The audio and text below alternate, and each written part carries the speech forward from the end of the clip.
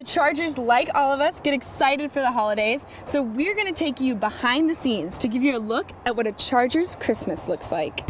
4th and 29. All the Chargers had to do was stop the Ravens from getting 29 yards. That's a pretty easy feat. Let me show you how far 29 yards is.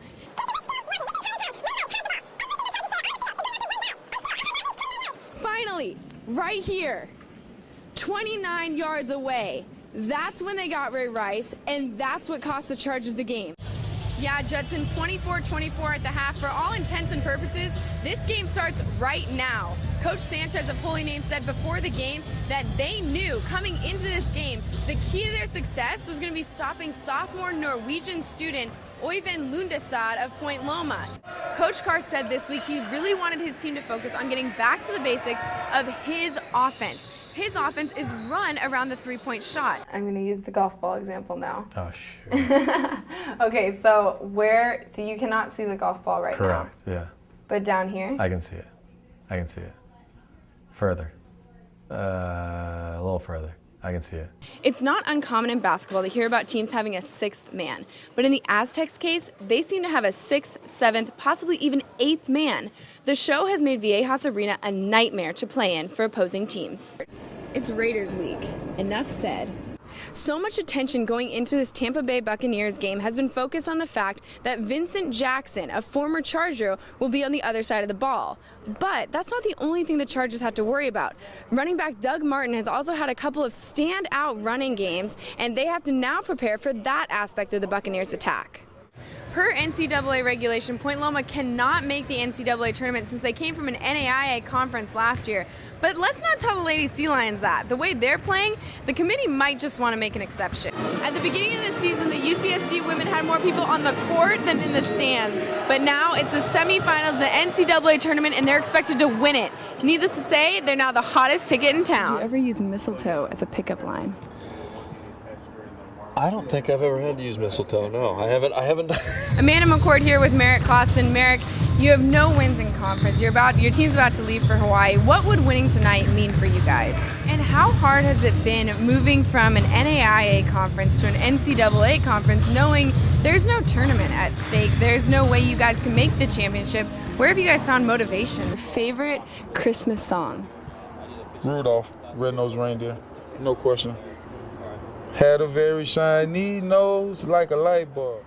Thanks, Derek. I'm here with Chargers special team captain Daryl Stuckey, and it's a little early in the season for Pro Bowl talk, but already Stuckey has generated a lot of talk with some of his outstanding baseball plays. Is that what that was in the last game? I mean, it was definitely one of those plays to where it was an event that only comes once a year. A day when professional athletes go from HD to larger than life. How excited are you to get to learn from real football players? Really excited. The third annual Superfest was hosted by Point Loma Nazarene University and put on by the Rock Church. There were professional skaters, surfers, baseball players, football players, boxing champions, and lots of kids. All of them were lined up for the chance to meet the men that they've cheered for on television and worn their jerseys with pride. But in some cases, it was actually the parents who took more joy in the opportunity than their children. Tyrone Lester, like so many other Americans, is trying to get back on his feet and support his family again.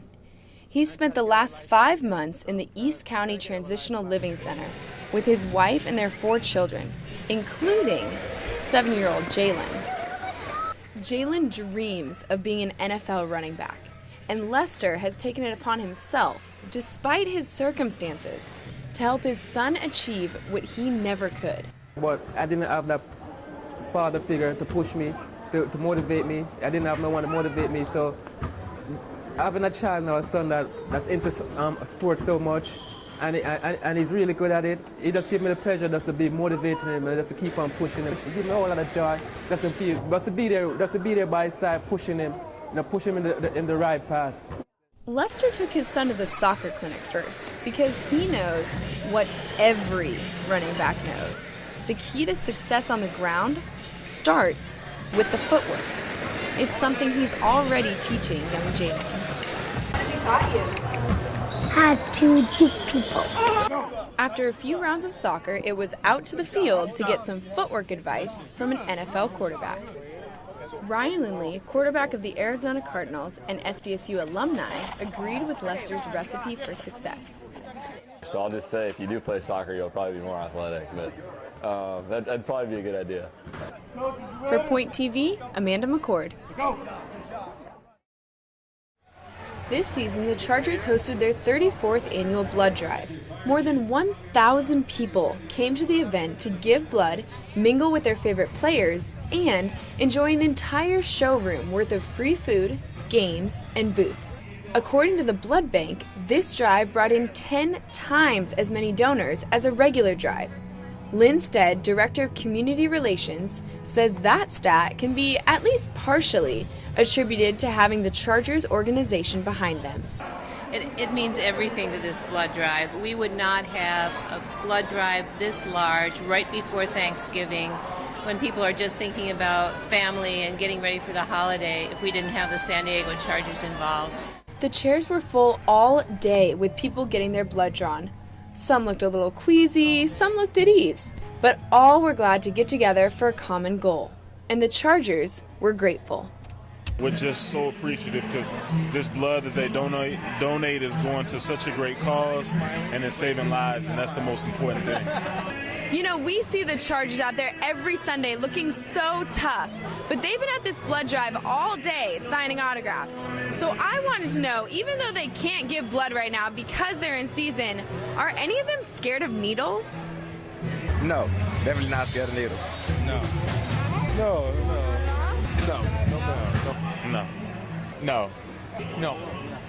I am. Actually, I am. Not a big fan. Scared or not, the day was a huge success for a worthy cause, and everyone left with a smile on their face. Reporting for Coastline News, I'm Amanda McCord. If you were watching the game from home tonight, every time the Chargers made a big play and the announcers told you who it was, you still had no idea. Chargers signed 2 new wide receivers in the past 2 weeks. Denario Alexander and Seyi Ajira-Tutu combined for 4 catches and 89 yards. Ajira-Tutu made a diving catch that set up the Bolts' first touchdown. He says he's just glad he got the chance. I'm just here to contribute and see what I can do and just help this team get to the playoffs. This win broke a 3-game losing streak for San Diego. Outside the locker room, it looked like the Bolts season was over. But inside, quarterback Phillip Rivers said it wasn't quite that bad. Maybe it felt like on the outside and it was chaos, but it really hasn't been on the inside. It's been tough, but we knew how we were losing these games. We knew we weren't that far off. I talked to special teams captain Daryl Stuckey after the game, and he said that the adversity of those 3 losses actually brought them closer together as a team. The Chargers now have 10 days to recover before they go to Tampa Bay to take on the Buccaneers and a familiar face in Vincent Jackson. For NBC7 San Diego, I'm Amanda McCord.